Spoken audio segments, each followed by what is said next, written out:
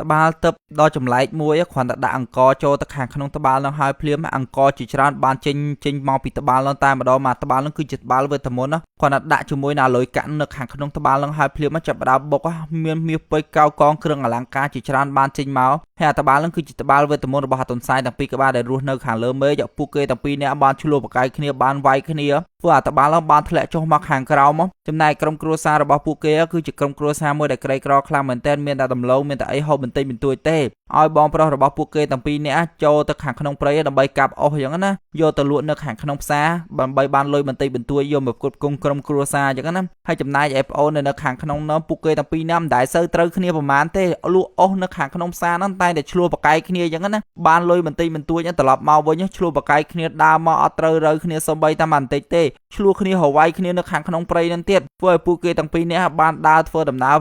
ប្លែកពីគ្នាមានតែគាត់ដើរដំណើរចាក់ចេញពីគ្នាហើយភ្លាម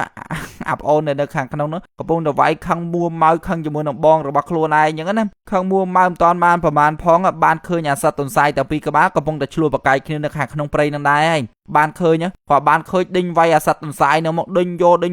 ចាំតាមចាប់អាបងប្រុសគាត់ឃើញបែបហ្នឹងដេញតាមដូចគ្នាឃើញអាទន្សាយតែពីរក្បាលនោះលោតចូលទៅខាងក្នុងតបាល់ហ្នឹងតែបាត់អត់ឃើញទេឃើញនៅសល់តែតបាល់ហ្នឹងទេបងប្រុសក៏ឃើញអាតបាល់ហ្នឹងមើលទៅតំណងដែរតបាល់ថ្មបើយកទៅខាងក្នុងផ្ទះដើម្បីឲ្យម្ដាយរបស់គេទុកបុកស្រូវបុកអង្គអីមើលទៅតំណងក៏បានសម្រេចចិត្តសែងអាតបាល់ហ្នឹងយកត្រឡប់ទៅខាងក្នុងផ្ទះរបស់គេវិញតែម្ដងមកបងប្រុសក៏សម្រេចចិត្តយកអាតបាល់ហ្នឹងដាក់លើខ្នងរបស់ខ្លួនដើម្បីលីសែងទៅត្រឡប់ទៅផ្ទះវិញគាត់ចូលមកដល់ម្ដាយរបស់គេឆ្ងល់ថាកូនបានតបាល់ហ្នឹងមកពីណាដែលតបាល់ដែលពួកគេបានឃើញគេបានកាប់ឈើកាប់អីដើម្បីធ្វើអង្រែដើម្បីបុកចឹងណាម្ដាយគាត់តែឃើញកូនណាធ្វើអង្រែធ្វើអីហើយបានដាក់អង្គចូលទៅខាងក្នុងដើម្បីបុកគាត់ដាក់ហើយមានអង្គជាច្រើនបានចេញមកពីតបាល់ហ្នឹងតែម្ដងមកដាក់តាមបន្តិចទេអាអង្គជាច្រើនបានចេញមកពីតបាល់ហ្នឹងធ្វើឲ្យពួកគេធ្វើមុខឡើងស្រឡាំងកាំងហ្មងដោយសារតែចម្លែកពេកសាដាក់ស្រូវម្ដងគ្រាន់ស្រាដាក់ស្រូវបុកអាស្រូវជាច្រើនបានចេញមកពីតបាល់ហ្នឹងទៀតនិយាយទៅតបាល់ហ្នឹងគឺជាតបាល់វេទមន្តពួកគេសប្បាយចិត្តរីករាយខ្លាំងមែនទែនសាក់ដាក់លុយកាក់ដើម្បីបុកដាក់ហើយមានណាធ្វើឲ្យផ្ទះរបស់គេមានទ្រព្យសម្បត្តិជាច្រើនខ្លាចទៅជាមហាសេដ្ឋីនៅខាងក្នុងភូមិហ្នឹងអញ្ចឹងណា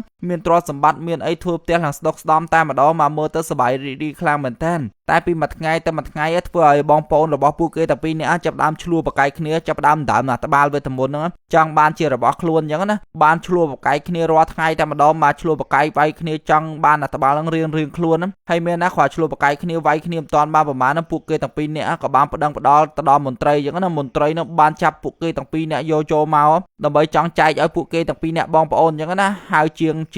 ដើម្បីដំអត្ថបាលឡើងគាត់ដំអត្ថបាលឡើងបែកបាក់ខ្ទេចទៀតធ្វើអត្ថបាលឡើងបាត់អញ្ចឹងណាពួកគេទាំងពីរនាក់ត្រឡប់មកវិញទាំងដៃទៅតែម្ដងមកដោយសារតែការលោភលន់របស់ខ្លួនឯងអត់ចេះស្កប់អត់ចេះស្កល់អញ្ចឹងធ្វើឲ្យបាត់បង់គ្រប់យ៉ាងគ្មានសេះសល់សូម្បីតែមួយទេគ្មានសេះសល់សូម្បីតែអត្ថបាលវេទមន្តនឹងធ្វើឲ្យបងប្អូនរបស់ពួកគេទាំងពីរនាក់ហួសចិត្តតែម្ដងមកពិបាកចិត្តខ្លាំងមែនតើដើរត្រាច់ចោលមកវិញមើលទៅពួកគេទាំងពីរនាក់បងប្អូនមិនគួរឆ្លោះប្រកែកគ្នាដោយសារតែអត្ថបាលវេទមន្តនឹងទេបើពួកគេទុកនៅផ្ទះដើម្បីដាក់យកទ្រព្យសម្បត្តិរៀងខ្លួនទៅវិថីហើយគ្រាន់តែចូលមកដល់ម្ដាយរបស់គេក៏សប្បាយចិត្តដែរដែលកូនរបស់គេបានយល់គ្រប់យ៉ាង